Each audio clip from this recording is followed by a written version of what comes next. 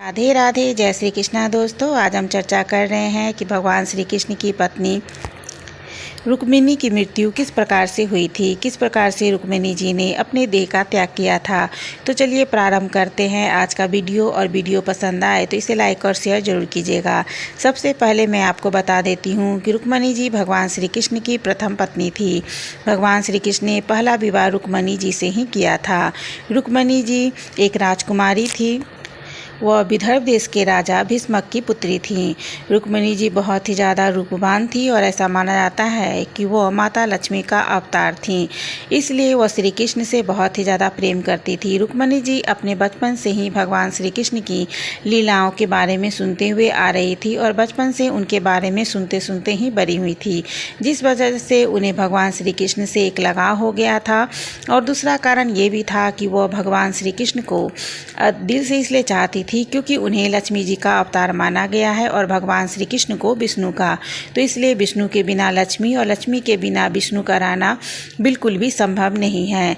रुक्मिणी जी से भगवान श्री कृष्ण का विवाह एक बहुत ही रोचक घटना है। रुक्मिणी जी चूँकि भगवान श्री कृष्ण से प्रेम करती थी, इसलिए जब उनके भाई रुक्मी ने उनका विवाह कहीं और तय किया, तब उन्होंने भगवान श्री कृष्ण को एक पत्र भेजा जिसमें उन्होंने लिखा था कि अगर भगवान श्री कृष्ण उन्हें नहीं अपनाते हैं तो वह अपने देह का त्याग कर देगी, लेकिन वो किसी और से विवाह नहीं करेगी।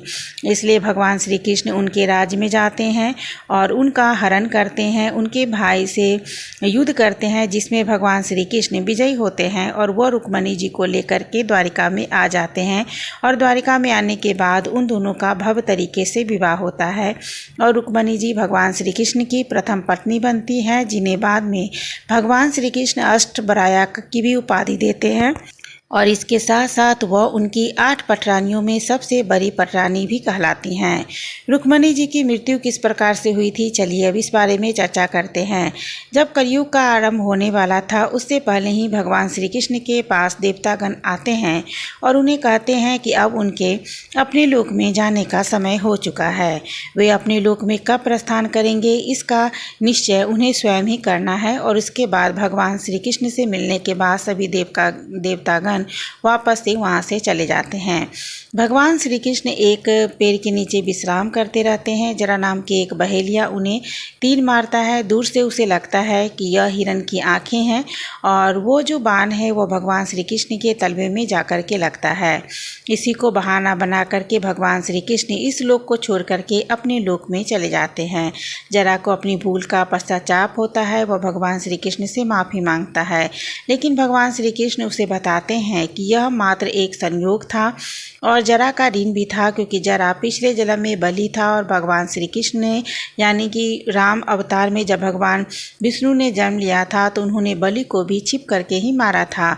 उसी का ऋण उतारने के लिए इस जन्म में भगवान श्री कृष्ण को भी जरा के तीरों का सामना करना पड़ा है। उसके बाद भगवान श्री कृष्ण प्रस्थान कर जाते हैं। भगवान श्री कृष्ण के प्रस्थान करने के बाद पूरी द्वारिका नगरी डूबने वाली रहती है, क्योंकि द्वारिका नगरी जिस जमीन पे बनी रहती है वो ऋण का जमीन होता है।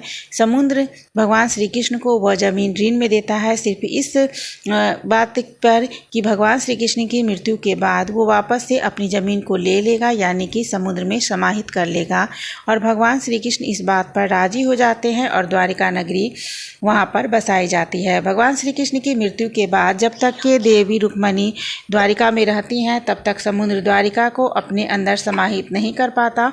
और जब अर्जुन आकर के भगवान श्री कृष्ण की समस्त पत्नियों के साथ रुक्मिणी जी को वहाँ से लेकर के जाते हैं, तब पूरी की पूरी द्वारिका नगरी समुद्र में समा जाती है। इंद्रप्रस्थ पहुंचने के बाद रुक्मिणी जी को इस बात का एहसास होता है कि उनकी समस्त प्रजा अब सुरक्षित है इंद्रप्रस्थ में और उनका कार्य समाप्त हो चुका है। इसलिए वो अर्जुन से बात करती हैं और उन्हें बताती हैं कि अब उनके भी अपने लोक में जाने का समय हो चुका है। और वो अपनी शक्तियों से अपने शरीर को त्याग देती हैं और उनका जो शरीर है वो अग्नि में समाहित हो जाता है। और उसके बाद रुक्मिणी जी भी वापस अपने लोक यानी कि बैकुंठ धाम चली जाती हैं। उनके बैकुंठ जाने के बाद रुक्मिणी जी की मृत्यु के बाद भगवान श्री कृष्ण की अन्य पत्नियां वन में चले जाती हैं और वहीं पर तपस्या करने लगती हैं और उचित समय आने के बाद वो सब भी अपने शरीर का त्याग कर देती हैं। भगवान श्री कृष्ण के प्रपौत्र को इंद्रप्रस्थ का राजा बनाया जाता है और पांचों पांडव भी अब समय आने पर अपने शरीर का त्याग कर देते हैं। तो दोस्तों, इस प्रकार से होती है रुक्मिणी जी की मृत्यु। तो अगर आप लोगों को मेरा ये वीडियो पसंद आए तो इसे लाइक और शेयर जरूर कीजिएगा और चैनल पर बने रहिएगा। राधे राधे, जय श्री कृष्णा।